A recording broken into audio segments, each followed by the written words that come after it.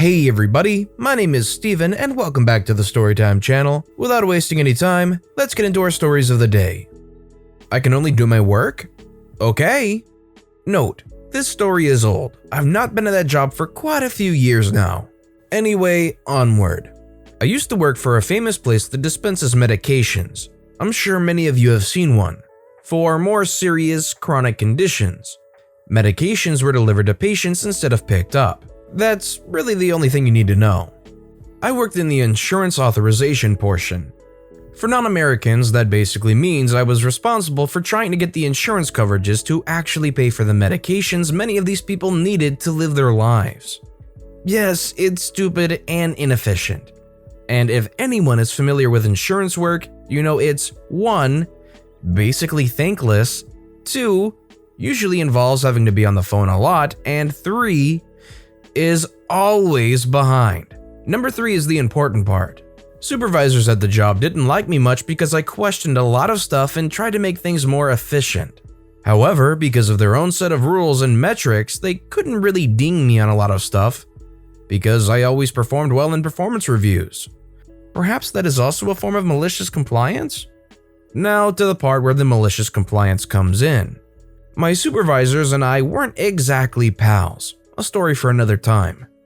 But many of my coworkers absolutely loved me, and whenever I could help out with their workloads, I would. For most of my time being there, I did my own work, helped out 2 other coworkers with their blessing, helped out other coworkers when they complained about being overwhelmed, and managed to keep fully abreast on all the work. One day though, Supervisor A came to me and said, "Hey OP, you need to focus on your own work." "What do you mean, Supervisor A? I'm completely caught up in waiting on a lot of responses." "You need to stop helping your coworkers out, OP. They've got their work assigned and you've got yours. Just focus on what you've got." "Okay, Supervisor A, you want me to focus on my own stuff? You got it." I warned the coworkers I was helping that Supervisor A was telling me not to help them anymore, transferred all the work I'd helped with back to the original owners, and spent time working on writing things down with pen and paper. Not 2 days later, Supervisor A and her counterpart, Supervisor B, came in and were questioning my coworkers about why their workloads were suddenly so much larger. Several of them apparently gave the same answer. OP was helping keep our queues lowered. A day after that, we went into mandatory overtime because things had gotten too busy for regular hours. Both supervisors walked by my desk several times. Open floor desk plans are the worst. But since I was demurely either writing something down by hand or had my own work queue conspicuously open to where they could indeed see I was fully caught up with everything typically assigned to me, they were not able to say a single word. I'm so glad I'm out of that job now. Bonus is that the job paid me for several hours of work where I was actually writing down story ideas, grocery lists, to-do lists, and getting my resume in order. So if you were in this situation and the supervisor told you to work on your own stuff and you had all this free time because you were all caught up, what would you be doing at your desk? Let me know in the comment section down below. And bonus points if it's secretly listening to the Storytime channel. You think your manager is splitting his time too thinly? I agree. A combo of my own malicious compliance gutting a manager's support staff and a regional manager's malicious compliance fulfilling a request. Whole story is funny. I was telling it to someone at work and they suggested I post it here. My company has supervisors fill in for management roles in busy periods, as work experience and cost saving, I guess. We get paid more when we do it and it does lead to permanent promotions. I'd been at the company 8 years and had fallen into the rhythm of being a supervisor 8 months and a manager for the 4 busier months of the year. For my own personality reasons, I'm a little unprofessional. You may see instances of that below. I hadn't passed the interview for a permanent manager yet, but in terms of experience, I had more than most of the actual managers. I just stepped down from a department manager role after a busy period in the defect management department, and I was reassigned as a team supervisor for the largest department in headcount. I was bored as freak. The supervisors were expected to do some real easy paperwork and be visible to the staff around the shop floor. I reached out to my regional manager, Anna, my boss's boss's boss, who I'd worked with closely in my last role. I knew she was having issues with my old department and was trying to get in on a better role, not a promotion, just something more interesting, maybe working under the dude doing my old job. I complained to her that I do as much work in 10 hours in the current role as I used to do in the first 45 minutes in the last one. Anna gave me a small project to do. It was a little Excel work that leveraged what I knew from running the defect work. It was an hour's work tops, so I completed it that day with no issues.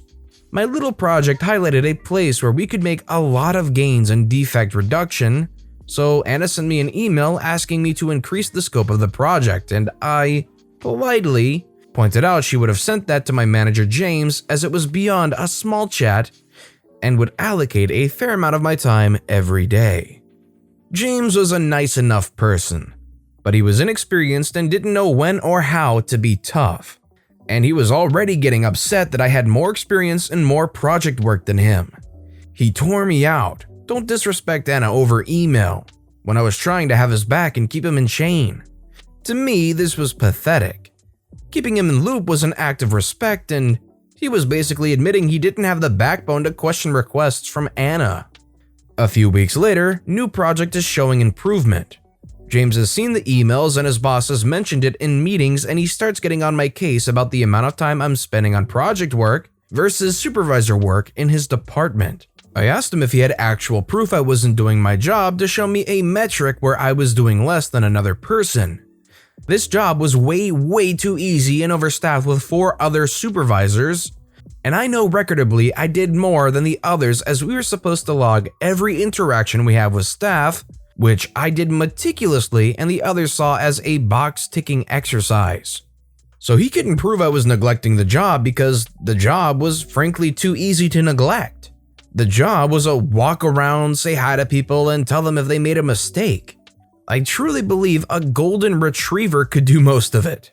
He asked me to write a detailed breakdown of how I split my day, how many hours I spent on my project work versus department work. I found it funny as he was obviously asking me to tie my own noose, but I know the company better than him, so I did so. Comparing the detailed reports on coaching and staff interactions I submitted versus the spoke to X reports the other supervisors were doing. I detailed how I was spending 6 out of 10 hours a day to easily do twice the work of his other supervisors combined, and then spent the other 4 hours on the defect project. I even showed how the staff I spoke to had provable improvements in productivity, where the staff the other supervisors spoke to weren't even on site some of the times they claimed they spoke to them. I then emailed it to James, BCC'd Anna with the breakdown of the improvements my defect project had shown at the same time. Anna called me in next day. She had a meeting with James, who had asked that I not work on projects for another department. He had presented an edited version of my report, which didn't include the comparisons and edits, just the 6 hours department, 4 hours project split. Anna, who had read the whole report, told me she laughed in his face and agreed with him. Quoting, "You are right, he's spending way too much time as a supervisor. The project work is more important."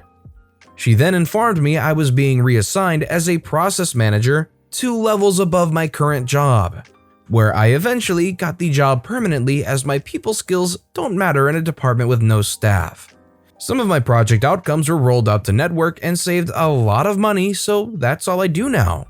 My work split is 7 hours Reddit/YouTube and 3 hours actual work, but I make enough savings to justify my existence. And since I'd been forced to write a detailed report of all the work I was actually doing as a supervisor, it was enough to prove he didn't need as many as he had, and they didn't backfill me. They later reassigned another 2 and started asking for proof they were actually speaking to people. That jealous manager was trying to pull a fast one on OP, and OP doing exactly what they asked completely murdered the manager's chances at getting one over. My cooking is too heavy with too many cream-based sauces and seasoning. Okay, plain it is. So my husband and I live with his mother. She basically sits in her recliner and takes advantage of me working, my streaming services, and my eventual frustration at things not getting done, so I do it myself. My husband is disabled and it's hard for him to do much more than laundry and some dishes and light cooking. I work 50+ hours a week in a restaurant, even though all the stuff the last few months, I've remained full-time. The food my store serves isn't the healthiest, so I only try to bring home leftovers as a treat for me to not have to cook. Now, I have a very Midwestern, German, hearty way of cooking. I make a lot from scratch, but I also know how to utilize condensed soups and elevate a hamburger helper. My husband loves my cooking and I'm always taste testing things on him. We love cooking together and have always been experimental about trying new things. This stopped when we moved in with his mom because she's very, very picky. She used to cook her share and we would get by that way. But slowly over time she got flogging lazy and now won't do more than microwave ramen or make a sandwich. It's fine, whatever. But my husband can't stand up long enough to cook a whole lot either, so it falls on me. 10-hour day on my feet be darned. I revel in my husband's enjoyment of my cooking. That brings me joy. So his favorite new dish of mine, I can't tell you the clever name because it's named after a certain situation we are dealing with as a country, but it is clever. It utilizes meat on hand, mostly chicken, condensed soup since flour and butter are hard to find, milk I had plenty of powdered in the freezer. We had plenty of frozen veggies of all kinds and a buttload of rice. I usually use cream of mushroom or celery and a couple cans of mushroom with peas and carrots, all creamy and good over rice. But last week I was on my weekly shop and saw cream of broccoli and cheddar cheese soup. That sparked an idea because hubby loves broccoli soup and cheese. So I made the fixins with that and a bag of frozen broccoli. Ooh, was he happy. And it was good. Anyway, a few days ago, hubby lets me in that mother-in-law was complaining about my cooking. Not the first time. I hear it all the time how I don't do things right, aka not how she does it. I went on a cooking strike for a while until she whined about she's spending too much on takeout. Like, really? There's a full pantry and you are getting takeout every day? She complained that my meals were too heavy and had too much salt and pepper and she didn't like all the cream sauces. But she eats like 3 servings. So, cue malicious compliance. I didn't go on a cooking strike this time. I made dinner tonight. Husband wanted the chicken and broccoli with rice again. So we went to the store, got the stuff and came home. Plan all hatched in the car and my husband thought it was brilliant. I must also add that husband and I love spicy food, but generally only add chili sauce or extra spice to our individual plates because mother-in-law doesn't like spice. Relevant later. I cut up the chicken, but I save about half a breast worth. Huge breasts of frozen chicken, like turkey size. I cook most of it with copious amounts of garlic and butter and ranch powder like always. But in a separate skillet, I only add some olive oil and her chicken. No salt or pepper or garlic. I saute it up and set it aside. I then make the cream sauce and add most of the broccoli, saving about half a cup out and then steam it. I made the rice like always, but reserved a half cup plain and added the rest to the fixins and mix it up. Husband taste tests and tweaks. And then he surprised me. He added black pepper and our favorite chili seasoning to it. I'm wide-eyed and my mouth is watering. I dish up the plain rice, broccoli, and chicken in a bowl and hand it to my husband. Mother-in-law can't be bothered with coming over to get her own dinner. We must take it to her. He's giggling like a child. I just smile and feel satisfied that maybe she will like her dinner now. I dish up a bowl of fixins for myself and head to the bedroom where binge TV is waiting. I hear the exchange though. Here's your dinner, Mom. Oh, well, what's this? I thought Godiva was making fixins. Oh, she did, but I told her what you said after last batch and she wanted to make you something more to your palate. Well, why did you tell her that? I told you that in confidence. I didn't want to set her up for failure and she wants you to like her cooking, so I told her so she'd have a chance to fix it. Oh, okay, well, thanks, I guess. Husband joins me, all grins.